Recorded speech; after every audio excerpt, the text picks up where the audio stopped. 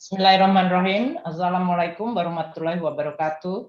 Kami akan menyampaikan beberapa detail terkait kebijakan tunjangan hari raya dan gaji ke-13 untuk tahun 2022.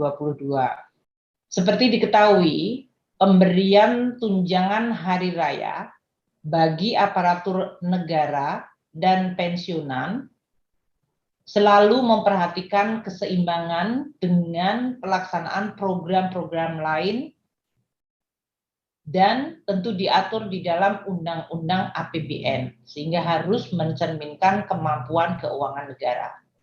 Nah, pada tahun 2022, seiring dengan pemulihan ekonomi dan penanganan COVID yang semakin baik, kebijakan pemberian THR dan gaji ke-13 untuk tahun 2022 kembali dilakukan penyesuaian berdasarkan pertama, situasi masyarakat yang dihadapi, dan yang kedua adalah kondisi dari APBN sendiri.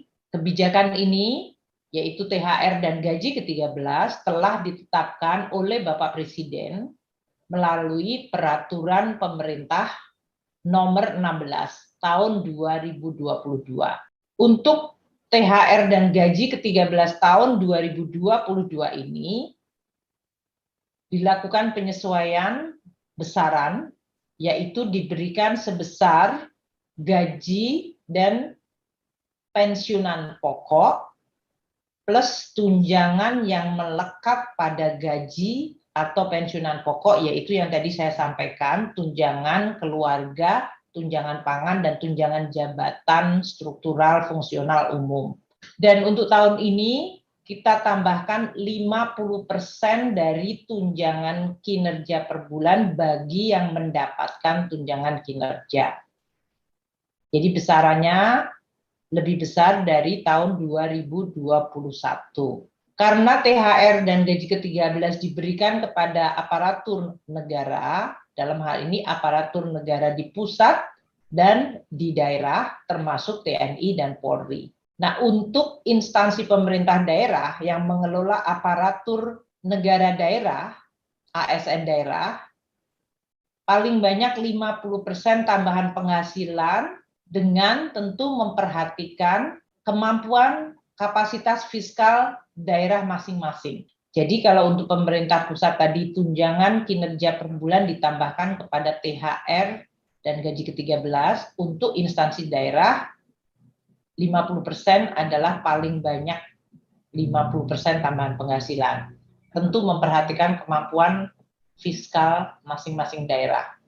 Peraturan pemerintah nomor 16 tahun 2022 yang telah ditandatangani oleh Bapak Presiden menyampaikan bahwa THR tahun 2022 ini diberikan kepada seluruh aparatur negara dan pensiunan. Aparatur negara pusat adalah 1,8 juta pegawai. Sedangkan aparatur negara daerah adalah 3,7 juta pegawai.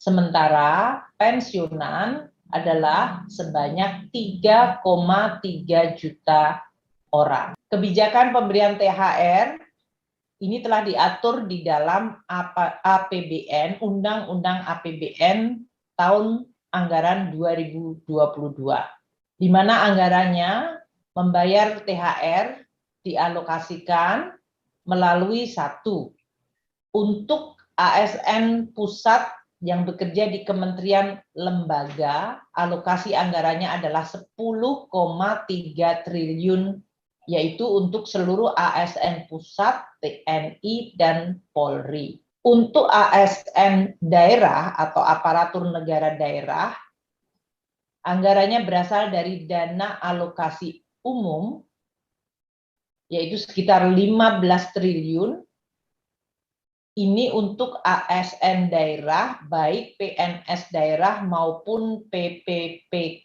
Sedangkan anggaran untuk THR pensiunan itu berasal dari pos bendara umum negara, yaitu sebesar 9 triliun rupiah. Seperti pada tahun-tahun sebelumnya, pencairan THR direncanakan dimulai pada periode H-10 dari hari Idul Fitri. Dalam hal ini, kementerian lembaga akan mengajukan surat perintah membayar ke KPPN dimulai hari Senin nanti, yaitu tanggal 18 April 2022. Nah, dalam hal THR tersebut belum bisa dibayarkan karena masalah teknis, sampai dengan sebelum hari raya terjadi, THR tetap dapat dibayarkan sesudah hari raya Idul Fitri. Tentu kita berharap ini tetap bisa dibayarkan sebelum hari raya Idul Fitri.